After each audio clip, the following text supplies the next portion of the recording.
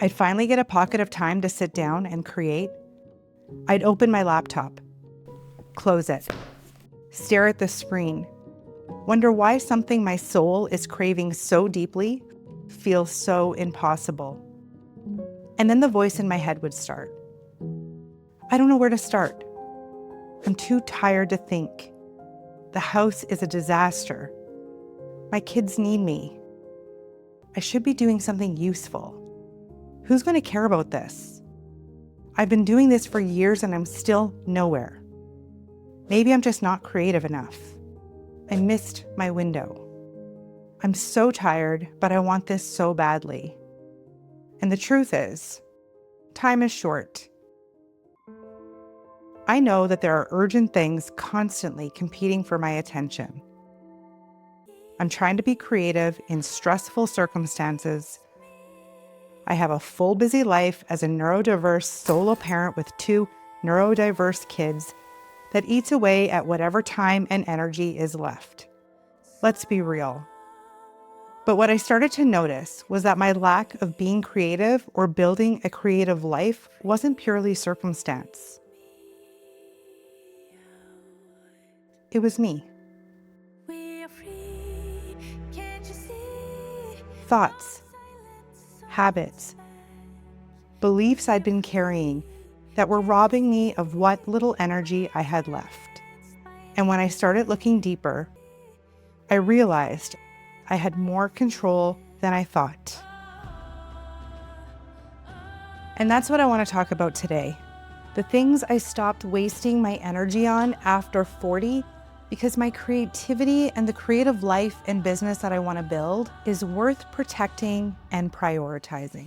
One of the biggest things that was eating away at my energy when it came time to be creative was all of the overthinking and the time that went into perfectionism. I'm a detailed thinker by nature, so I spend a lot of time on all of the little details, and there's been lots of times in my life that this has served me well, but it becomes a problem when I get too nitpicky or bogged down in the details and too deep in the weeds that I waste a lot of time and energy on working something to death when it is already good enough. Overthinking, I've realized, is not really about preparation, it's fear in disguise. The more time that I spend perfecting my craft and honing in on all of the little details, things that most people would overlook or wouldn't even notice, keeps me from putting myself out there so that I don't have to risk anything. I don't have to risk being seen. I don't have to risk the vulnerable feeling of being rejected or criticized. It's much safer to stay within my little bubble rather than putting the creative work out there. But most of the creative work and videos that I've put on this channel were not created from a place of overthinking. They were just trusting my intuition and just doing the thing imperfectly. Is there something in your life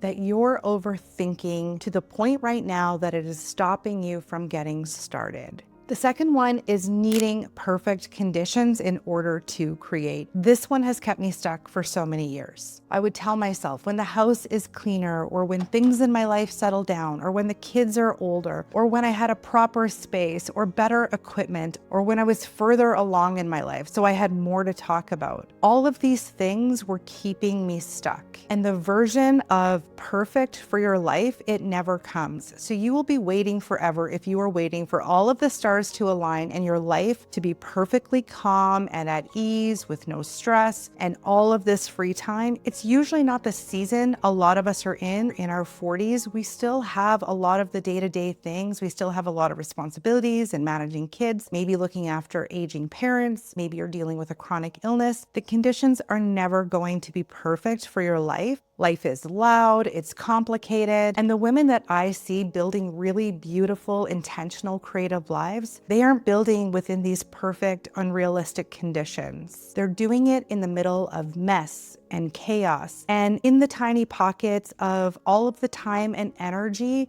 that they have left. That's the only way your art or your craft or your creativity or whatever it is that you want to create will ever be made.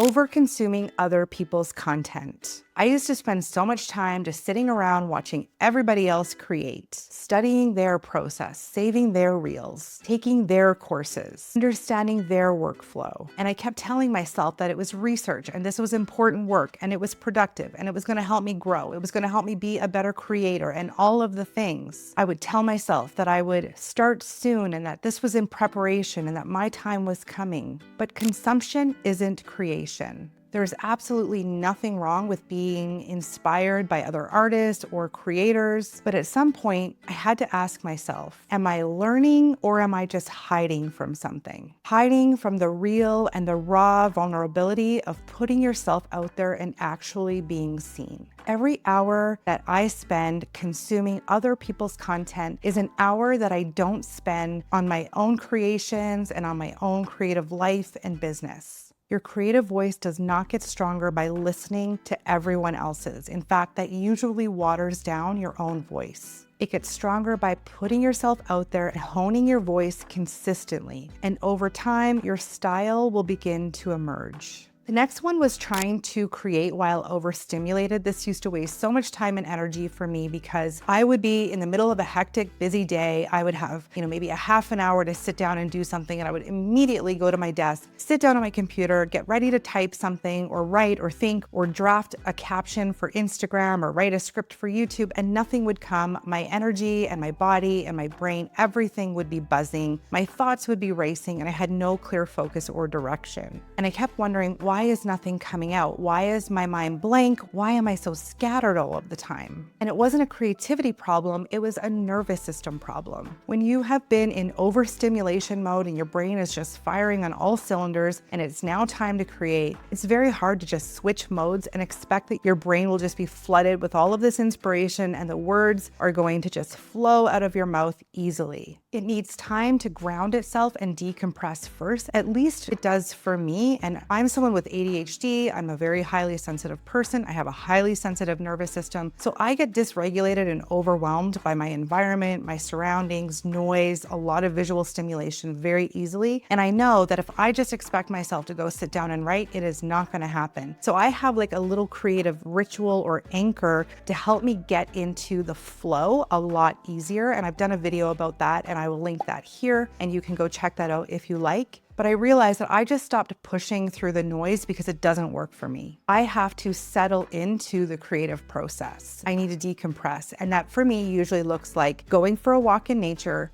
taking my dogs outside, having a cup of tea or some type of warm beverage that sort of acts as a grounding anchor so that it helps my brain transition from the chaos of everything going on in life to stillness. Okay, it's time to slow down now. We're getting into a different mode. And the difference that this makes is immediate, and I cannot emphasize the impact that this has on a sensitive nervous system enough. Self-doubt. This is another big one. Self-doubt has cost me more time and energy than maybe all of them combined. More than perfectionism, more than having the perfect conditions to create in. I think back to all of the projects that I didn't start, or the things that I didn't pursue, and the things that I didn't launch, and the things that I didn't put out into the world. The version of my creative life that I kept putting off because some part of me just didn't fully believe that it was possible or that I was good enough. I would tell myself, oh, it's all been done before. I'm an imposter. Who's going to care about this anyway? I'm not talented enough. I'm not skinny enough. I'm not interesting enough. You name it, I've probably had those thoughts too. And here's what I want you to know, and it's the thing that I wish I told myself years ago or that somebody else had told me along the way. And that is that self-doubt is an inevitable, important part of the creative process. What I have come to learn is that whenever you do something that's a little out of your comfort zone or a lot out of your comfort zone, or something that's different, a new thing that you haven't done before, self-doubt rears its ugly head, and you will be met with feelings of, I'm not good enough, this is too hard, I can't do this, it's all been said and done before, who am I and who do I think I am?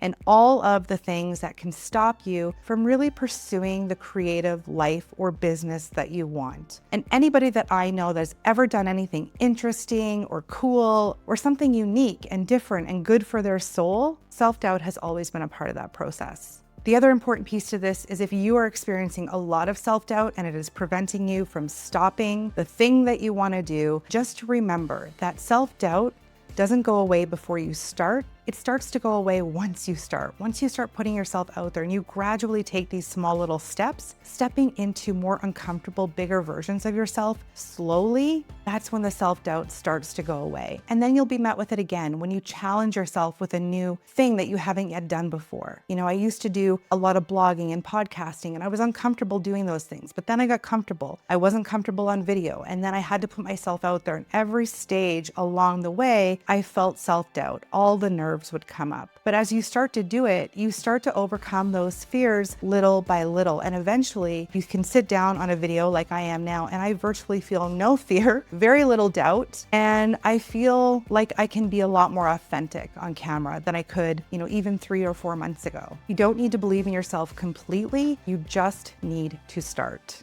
Overcomplicating the process. I'm really good at making things harder than they need to be. And I think it's because, again, I am a very detailed thinker. So I get deep into the details and very lost in the weeds, which was really helpful in a lot of careers and a lot of things in my life. It's been a real gift to have. But there are times when it just becomes a hindrance. I make the process too complicated. I overcomplicate things, and then it's not sustainable for me to do it anymore. I'll have too many systems or this big overwhelming workflow with way too many steps, and I would feel like if I had the right system or the right structure or the right setup, everything is going to flow and it would feel easy. But the complicated process is really not the solution. It is just another way of avoiding the actual work. The best systems are the simplest ones. A notebook to capture your ideas. One app to keep all of your scripts or all of your writing in one place. It doesn't matter what system you use, the most important thing is that it is one that you will actually use. If you're spending more time trying to organize your creative process and understand all of the details of your workflow, and you're spending more time on that than the actual creating, try removing things from your process, not adding more. So the final one that has eaten up a lot of time and energy for me throughout the years is not having a clear focus or intention when it was time to create. I used to get a spare pocket of time, and then I would run to my computer and I would open it up with the expectation of creating something, but with no real sense of what I was doing or why. I'd have no clear intention, no focus, just a vague idea of what it was that I wanted to do, and then frustration when nothing would come out. What changed for me was getting more specific. Not, I want to write something now, or I want to create an Instagram post, or I want to be creative today, but what is this one thing that I'm trying to accomplish in this half an hour that I have, or 2 hours? Who is it for, and why am I doing it? If you're just starting out on your creative journey, or you're a new content creator, or you're just getting your feet wet with all of this, you don't need everything mapped out perfectly. But if you're like me and you're building a creative business, or you want to be,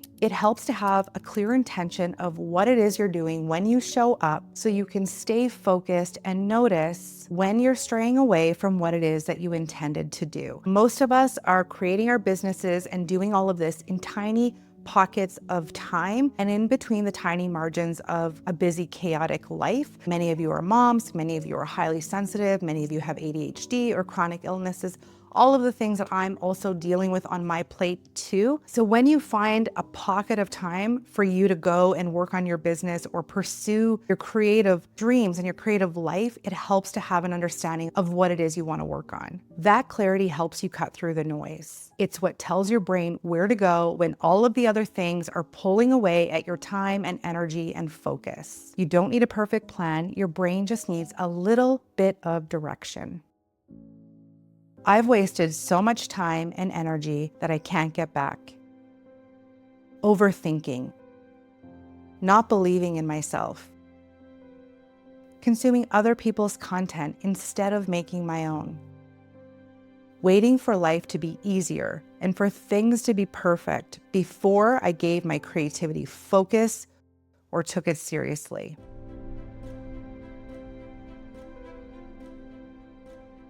It's time I could have spent honing my craft and building something meaningful, working on my business, or growing as a person.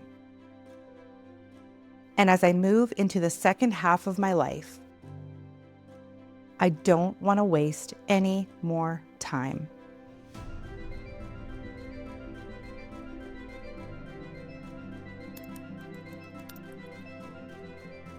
If you're not creating right now and you want to be, what's actually getting in the way for you? And if you want to go a little deeper, I made this video on how I still show up for my creative life and work on my business even when my life is extremely hard and overwhelming. Knowing what drains you is one thing, but finding your way back to your creativity is another. Thank you so much for hanging out with me today. I will see you again next week. Bye for now.